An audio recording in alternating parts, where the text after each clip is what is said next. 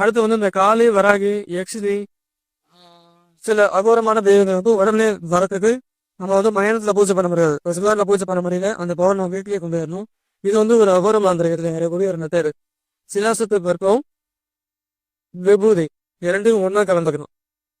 சிலாசத்து பருப்பம் நிறைய சொல்ல நிறைய அந்த மைக்கு நிறைய 2 விசில செய்யறப்ப சிலாசத்து பருப்பும் விபூதி ரெண்டையும் ஒன்னா கலந்து இந்த விபூதியை வந்து உடம்பு ஃபுல்லா பூசிக்கணும். நைட்ல மந்திரம் ஜபம் பண்ணும்போது உடம்பு ஃபுல்லா பூசிக்கணும். உடம்பு ஃபுல்லா பூசிக்கிட்டு நீங்க நிர்வாணமா மந்திரம் எப்பவும் போல நிர்வாணமா மந்திரம் ஜபம் பண்ணா அந்த மந்திரம் வந்து சீக்கிரம் சித்தி. இப்ப காலின்னா காலி சீக்கிரம் சித்தி ஆயிடும்.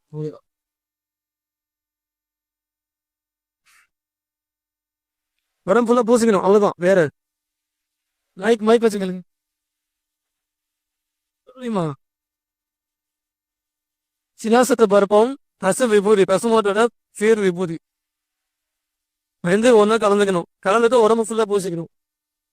உதாரணத்துக்கு ஒரு கிலோ விபூதி வச்சிருக்கீங்கன்னா ஒரு 50 கிராம் 50 கிராம்ல இருந்து ஒரு 25 கிராம் சிலாசத்தை பருப்பம் கலந்தா போதும்.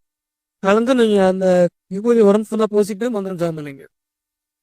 ஜாம் பண்ணா உடனே ஒரு 3 டேஸ்லேயே கிடைக்கும். யாருக்கு எல்லாம் காலி வரல, இல்ல வந்து எனக்கு என்ன பவர் வேணும் வேணும்னு கேட்கறவங்க எல்லாத்துக்குமே வந்து மிரட்ட அளவுக்கு இருக்கும். யூஸ் பண்ணிடுங்க.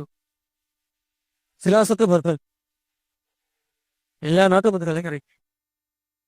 எல்லா நாட்டு மருந்துகளும் டப்பாவே 50 ரூபாய் விலை வரும். 50 ரூபாய் அதிகம் தான். தெரிஞ்சிட்ட விஷயம் எல்லாமே இங்கே நிறைய பேருக்கு தெரியாது. இங்க மாந்திரிகம் மட்டும் நிறைய பேருக்கே தெரியாது. மாந்திரிகம் நான் பண்ணிட்டு இருக்கேன். எங்க ஊரை நான் பெரிய மந்திரவாதி, நான் பெரிய சாமியார்கள், கொஞ்சம் பெரிய மாந்திரினேன், பெரிய புலின்னு சொல்றாங்க. கூட இப்ப நான் சொல்லக்கூடிய இது வரைக்கும் நான் காலையிலிருந்து இப்போ வரைக்கும் சொன்ன விஷயங்கள் தெரியாது. நீங்க இதெல்லாம் அவங்க கேட்டீங்கன்னா அவங்களே மிரண்டுருவாங்க. எது விஷயம் அவனுக்கு யார் சொல்லி கொடுத்தா அவனுக்கு எது தெரியாதுன்னு சொல்லி அந்த அளவுக்கு ரகசியமான விஷயத்தை இப்போ நான் கொடுத்துருக்கேன்.